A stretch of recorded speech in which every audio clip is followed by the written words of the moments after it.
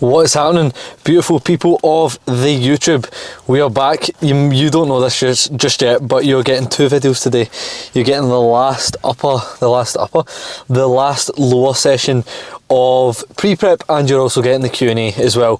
The Q&A will be out beforehand, and this will be out, a day too after that. So yeah, just going to run through that. I go about my sessions normally, now that I am in my 8th week of a deficit. Some people might think that training has to change, some people might think that it just stays the same.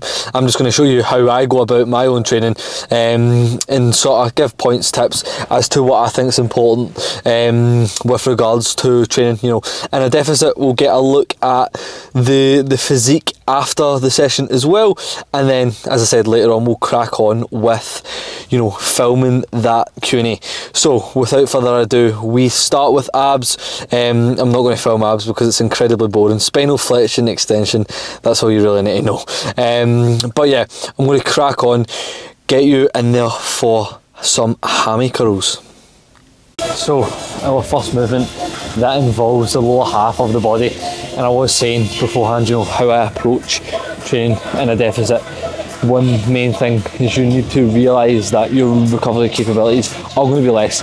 Now, that does not mean changing volume out of the gates. The second the orders go and you're in deficit, that does not mean changing volume. Changing volume, obviously, if and when need be. I've not had to change much, if anything, I don't think, and that's in training 6 days a week. One day, albeit being an arms session, but training 6 days a week in a deficit. I mean, people might think, overtraining. Realistically, if you're still progressing, it's not overtraining, it's not junk volume. But the thing is, with recovery, it will be more limited as you're on less food. It's literally just as simple as it sounds. And one thing I have had to be sort of careful with is with this machine, with the sort of issue that I had with my knee maybe 6 weeks ago. I'm thinking 7 weeks ago, and sort of been able to see that situation and sort of depersonalise it in a way where I can look at it from this is an objective situation. This is, I'm experiencing knee pain. What can I do to help myself along with that, and not just be like, oh yeah, I want to train fucking hard, because let's be honest, we all want to do that. So the skill I'm kind of referring to is being able to take 1 or 2 steps backwards, not to necessarily take a step forward, but to prevent you taking 3, 4, 5, 6, 7, 8 steps backwards, with worsening an injury. So now I'm not actually using peak load on this, but what I am doing is taking more of a controlled sort of approach with regards to the change in direction specifically, as that's what I do, and that's where I can experience that little bit of pain behind my knee, leaving half a rep in reserve, no 50-50 reps, and I have ran that for the past 6-7 weeks, with obviously that sort of injury niggle. I'm not going to call it an injury because it's not as severe as that, but as I was saying, just being able to realise that my recovery capabilities aren't as great as they would have been when my food was my carbs were almost double what they are now. They are actually over double what they are now. They were over double what they are now, sorry. And just being able to see the bigger picture in that, and taking 1 step backwards, 2 steps backwards, to then obviously prevent me from having to take 5, 6, 7, 8 steps backwards. So yeah, we have got a first set of hammy curls going in now. Gym pin plus maybe a 2.5 aside. Just need to see what the logbook is saying. So let's crack on.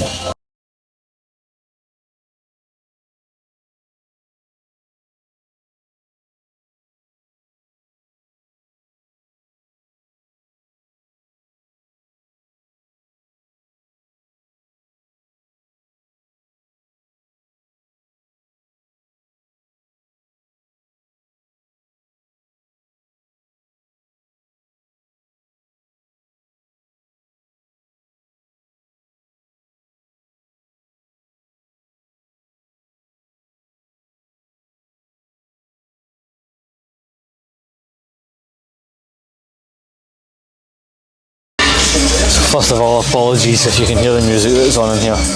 It's nothing short of tragic. But one thing I think to consider, if you are lucky enough to, be in a gym that's got prime kit like this available. Obviously the different loading pegs is the main sort of thing going on here. But so with regards to, you know, how to load this in a sense, I would often go for, again, depending on multiple different factors, the main one sort of being where you are in the session. This for me is my second leg movement, my fourth movement overall. You've got abs, got a little bit of triceps, then tricep, abs, hamstring curl, and then I'm on the leg extension. So, you know, I can load a little bit more in the mid here, as my quads are not as fatigued as they would be, say at the end of my Monday legs, where I have already done, you know, 2 sets of leg press, a set of hack squat as well. So yeah, placing a little bit more emphasis in that sort of mid position on this. No, you go, no worries. Place a little bit more emphasis on that mid position here, because, you know, it allows for it. But when moving down sets, so I have 3 sets here. I keep the top pin the same. Again, you don't need to keep it the same. That's not like a set in stone sort of thing.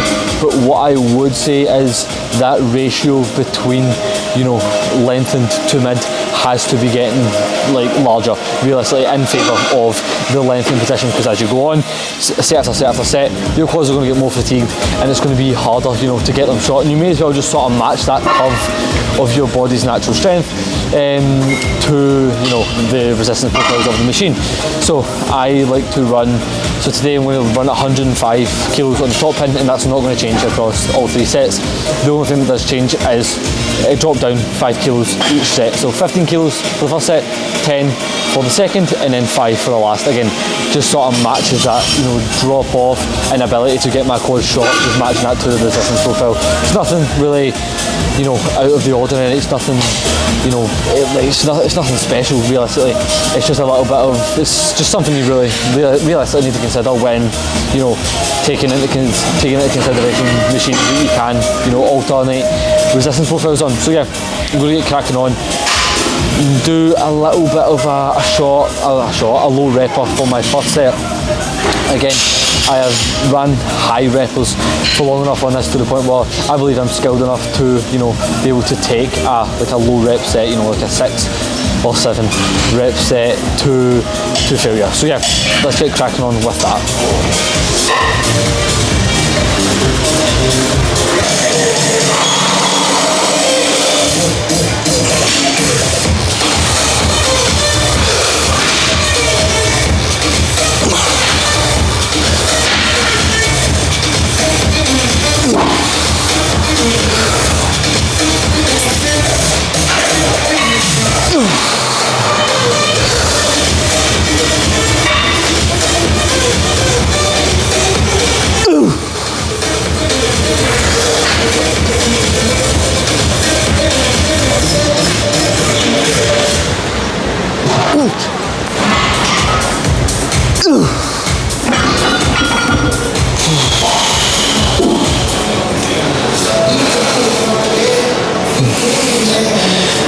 So yeah, 6 repper, taken all the way there.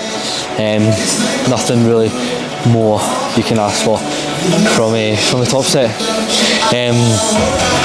One sort of point that I would give for a movement like a leg extension, where you cannot get away with being like anywhere near frantic. You need to keep your composure, and I feel like you need to match that with your music. Again, it's just a little tiny 1% variable. If you're not training hard, this shit really doesn't matter. You know, picking music that is slow, that's more almost kind of classical music, would fit into this category. I had a bit of Jeff Buckley on there, can't beat it. But you know, sort of shying away from maybe my usual sort of faster paced, angry music, if you like, for movements that do require a lot of composure. So yeah, that is that for leg extensions. Got 2 sets left here before heading on to hip thrusting over 300 kilos. So yeah, that'll be very fun.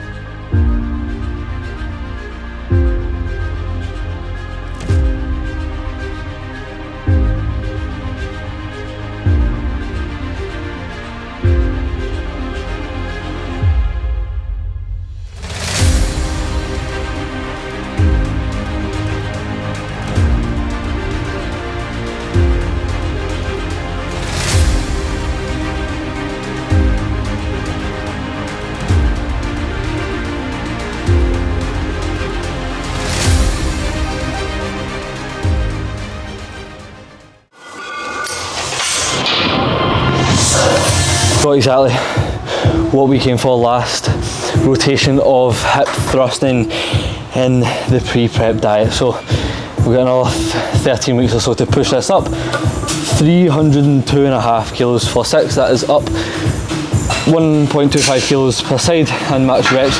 Again, this with people, you know, going into a diet and sort of adapting that mindset of, yeah, we can match, we can go in and match and that's a win. Yeah, like, don't get me wrong, in some cases going in and matching is a win, but going in to match, I think, is where the problem lies.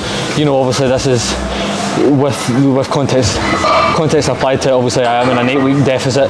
I should not be going into sessions, you know, looking to go in and match, but you know, just nothing changes. As I was saying earlier on, like, nothing changes in the approach to my training. I still come in and I still get after it the same way. I'm going to go back on myself, so nothing changes. The level of aggression that I can give to each and every set, I think, does differ actually. From like a mental arousal standpoint, I mean, that word's kind of thrown about a lot, but I've given, you know, all to your sets from like a mental arousal standpoint is obviously, it's quite fatiguing. You can't keep that up for, you know, a prolonged period of time. At the end of the day, it's just not sustainable. So yeah, sort of being reserved from that sort of standpoint. I gave a bit of a, you know, before the set, but it's nothing major. I like to keep that for the side bit leg press. But yeah, 302.5 kilos for 6, dusted, and now we've got a back off set before moving on to a adductor, and then the big boy side bit leg press. Oh, that just got fucked. Just about to head into our final warm for the Cybex leg press, and now it's a case of, you know, headphones on, I'm not talking to anyone, and this is the sort of stuff that really has to be done with these bigger movements. Again, within a diet, not, you know, giving it fucking before a set, as I spoke about, sort of fatiguing nature of that, but slightly changed approach with the Cybex leg press in the past few weeks actually.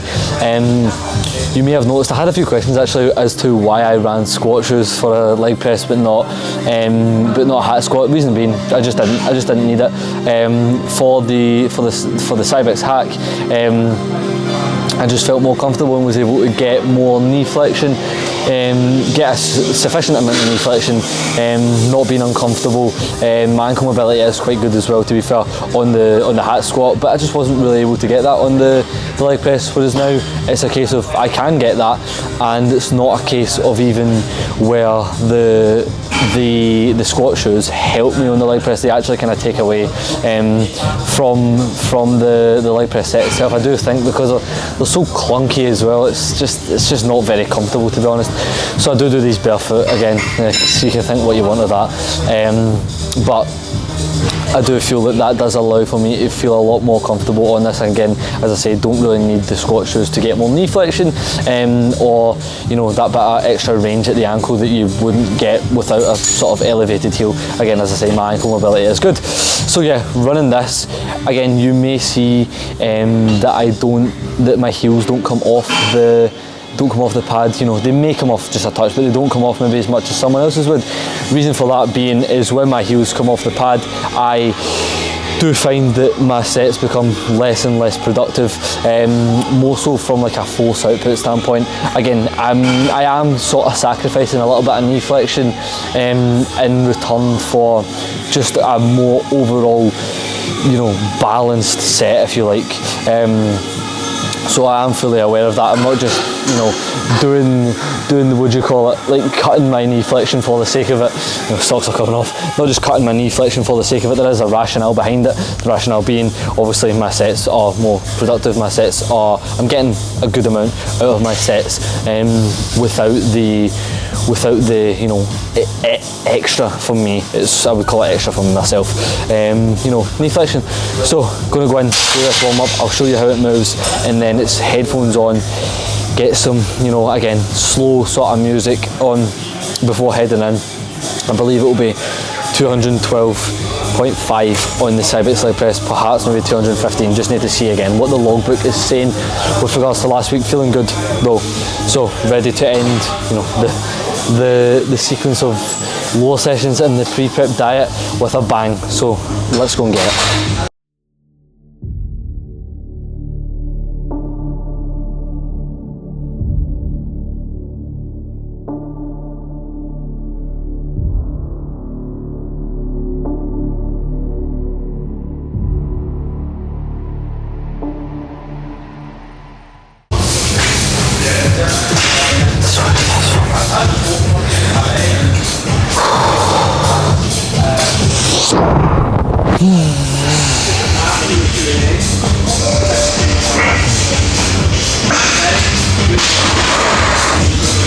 Come on. I don't know why you do this, man. Switch on then. Come on. Make it move. Yes. Good. They're flying. Let's keep them moving. Good. Yes. Come on. Make them move. Lovely. Take your time. Don't mess it loose. Come on, everything. Power then. Power all the way. I'm not touching that. Good. Yo! Nah, you'll hear it. So there we go. That is plus 2.5 kilos aside, down 1 rep. Again, that is not the normal jumps I would be taking, but you know, just finishing the diet with a bang, giving me something, giving me a higher number really to run up come the time where we are pushing back up again, which is evidently not very soon. I'm going to sit back down again. I'd feel a little bit fucked after that. But yeah, very productive fucking set. I'll watch it back myself and, you know, just need to make sure this mic's fine. I'll watch it back myself and just make sure everything's all good. But yeah, very happy with the last rep. Close at the fart press again. You know, when you're bracing, sometimes you fucking let out. But you just can't let that get to you realistically. That's not even, I'm not talking about training at a deficit, but that's just training full stop. If you fart, just get on with it, bro. So, session concluded. Absolute banger to end, you know, lower half of my body training for pre-prep. Very happy with how just everything went. Just finished it there with a set of lying hamstring curls after the 2 sets of the side bicep leg press. So literally no complaints there at all from anything in this session. Again, just feeling really fucking good. I just need to get used to standing in my posing trunks and not posing. Because at the end of the day, you will be up there in front of like literally like minimum like 100 people realistically, and then at the high end you might get like what, between 700 and 1,000. But yeah, I need to get used to doing that, being able to stand in front of people without, you know, feeling awkward, because you feel so naked. Like I feel more naked standing with the trunks on than I do with nothing on. But yeah, I'm going to get changed into them and we will crack on with some posing rounds.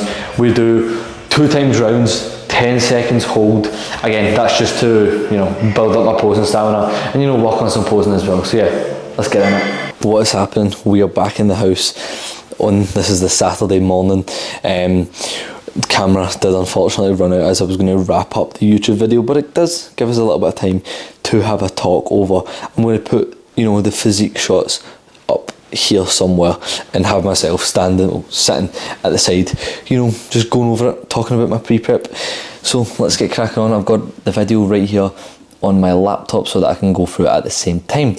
So post workout shots, post lower, quite happy with how full the upper is, considering it was obviously a lower session. But yeah, happy with the front relaxed. Realistically, shape's decent, just again, need more muscle across the top line, a little bit of glute detail in there. Been doing a lot of work with, you know, quarter turns, because I've not been happy with them, still not incredibly happy with them, but still need a lot more work done. But you know, it's just a case of keep posing away. Showing off again a little bit of glute detail there, which is kind of mad to think that I've managed to cop myself some glute detail in a pre-prep diet. Got literally pretty lean this diet, and it's been so smooth sailing. Well, literally food has not been changed in over 5 weeks, still at 325 grams of carbs on a training day, and literally we've not even really had to run flat at any point, so we've just enjoyed the look the full way through as well. Again, some pretty fucking decent glute, glute detail there. Very happy with that. Literally just so happy with the physique in general, to be honest. Again, was kind of speaking about this in the Instagram post that I put out recently, but I didn't actually think at times where I would be able to prep, but didn't actually think a lot of times where I didn't actually think at times that I would actually be able to prep. But the one thing that I was very sure about was that I was going to give my all to the process. And if you give your all to something and you don't, get the goal that you want, the goal for me here was obviously to be stepping on stage and being competitive again. We don't know whether that's going to be the case, but judging from, past lineups and stuff like that, I have a good enough physique to be competitive now, which was the goal. But I didn't think at times that I was going to be able to do that, and I never really lost sight of the goal, even though it kind of was, you could have been deemed unrealistic looking at my physique a year ago, to then, just literally transform in 1 year and then, hop on stage as well. There wasn't much time to grow, but, we've done that and we've executed it perfectly. And that's what I was saying in the video as well. My satisfaction comes from, not having any stone unturned, not leaving any stone unturned, giving my all to the process, and can put my hand on my heart and say, I have gave everything to my push-up, my pre-prep, and now obviously I'm going to give everything to this next sort of 13 weeks push-up before then going into prep to obviously compete as a natural teen bodybuilder in 2026. So yeah, literally the satisfaction comes from the process for me. And again, all just stems from love for training. If you love your training, you want to improve your training, improve your eating, improve your nutrition, and then all that sort of stuff. There's so many things that just stem out from your love for training and wanting to improve your training. And down here is competing. It's a byproduct. It's not, I don't do this stuff to compete. It's just a case of I love the process and I want to see how far I can to actually take this. And I do believe that I have a good future in this sport, just with how much I love doing the do. I've got all right genetics as well. I don't really mean I've got a future as in can be fucking shit hot bodybuilder, but I just mean I will definitely be doing this for years and years to come. I do think it's very cool to be in a place to be able to do this, to be honest. Again, everyone speaks about it, but it's so grateful. But yeah, literally just looking back on pre-prep, it has literally been flawless, and that is all I can ask for. I had a few questions actually, not in the question box, with regards to, are you gonna eat off plan as soon as your pre-prep's done? I'm not going to eat off plan as soon as it's done. I'm going to go out for a meal. Pre-prep is done on the Monday. I'm going to go out for a nice little meal on Thursday. It's a small place. I'm going to get a tiny little pizza, little pizza that's maybe like that size, and a pasta bowl. That'll do me. As well, so going to do that, going to enjoy that with my missus. She's been spot on throughout the full of pre-prep. I can't ask for anything better, to be completely honest. Always doing steps and stuff like that with me. Number one supporter and all that sort of stuff. But yeah, literally cannot ask for any more from her, from the people around me, from my friends, from my family. They've been so supportive, so I can't genuinely ask for any more. And even just the people who pay attention to the social media and stuff like that, watching the stuff, liking the stuff. Again, I am truly grateful for it. I know everyone says it, but I am actually truly grateful for every double tap, every message that I get, every people sending me my post and being like, yeah, this is sick. I do appreciate that, and people who see value in the stuff that I give out as well. Again, do appreciate that. Obviously, I appreciate the people who put their trust into me as well as a coach.